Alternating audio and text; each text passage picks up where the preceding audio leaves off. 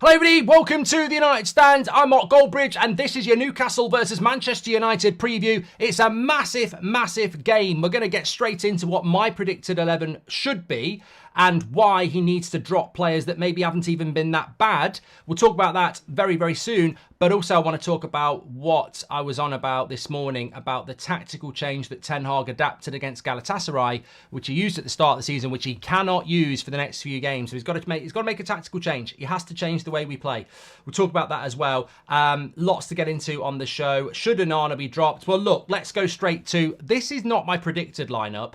This is the lineup I think he has to go with. We've been playing this survival football for so long. Get your comments in below. What would your team be? I mean, midfield 3, would you change the goalkeeper? Give us your 11s, and why? But I don't think he's about to do this. But if he doesn't do this, I think things are going to go wrong. You look at United over the last few weeks, we've won 5 from our last 6. Can somebody just put that in the bin? Like, we all know what it is.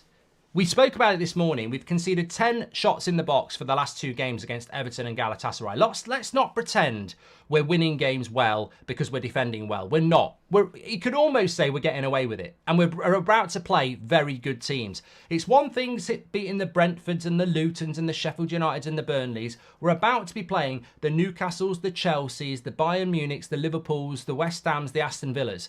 We won't get away with it. They've got better finishers in those teams. So look, I look at that 11 and I'm quite confident of a result.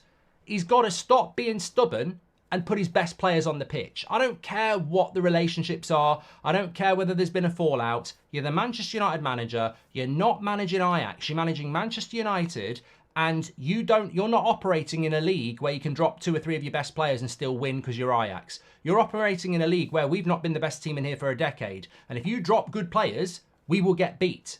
So whether there's a stubborn ego thing going on or not, you won't win. You will lose your job. Mourinho lost his job. Ollie lost his job. The players will win. So use the players for your own benefits and pick your best team. This survival football of picking, the people that you can rely on them because they're not ambitious. They're not good enough. These people you rely on, they won't leave. They've been here for years. They've played for multiple managers. They're reliable because they don't want to bloody leave because they've got the slippers on. They're too comfortable. Pick your best players. That is the only way to beat the best teams. Newcastle are top of the league for home form this season. They've got 18 points, the same as Aston Villa and Liverpool, and they've scored 18 goals in 7 games. So they're averaging 2.5 goals per home game. They don't concede many. This is a loss. This has got a loss written all over it. If you win, it's incredible. So don't take the survival team that you've been picking against bloody Everton. Pick a team that can actually go there and compete. Put your best players on the pitch. The goalkeeper is up for grabs. Who would you pick? Get in the comments. Onana, Bienda. I'd probably go Bienda, but he will go Onana. The back 4 is where this game is won and lost for me. If you go with the Lindelof, Maguire, Luke Shaw at left back, Wan-Bissaka, we'll concede chances and we'll get beat. Go for a strong back 4. Luke Shaw left centre back, Varane right centre back. They're our best centre back pairing, proven, apart from Martinez and Varane. Last season they played next to each other for 2 months at the end of the season and in January, and they were immaculate. This is our best centre-back partnership that is available.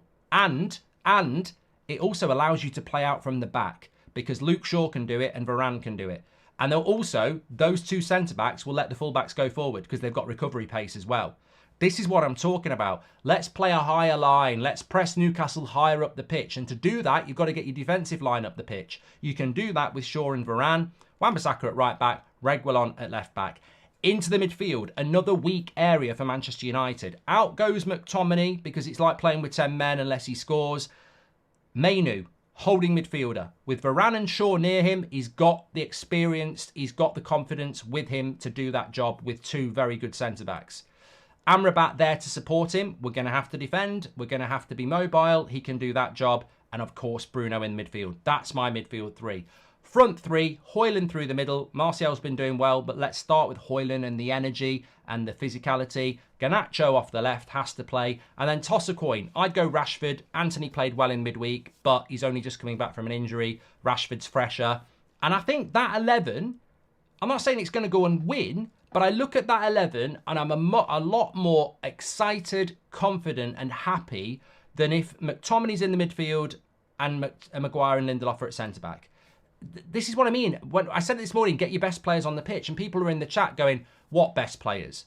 But it's about moving players into different positions and using players that aren't being utilised properly. And that team, to me, is capable of, if it plays well, of mixing it up. That's the team that could go to Anfield if it grows over the next few weeks and actually have a go.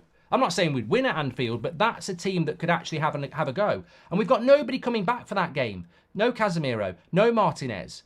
We've got to start building for these tough games. We've got to start thinking about Bayern Munich. We're not going to beat Bayern Munich with Maguire and Lindelof and McTominay in the team.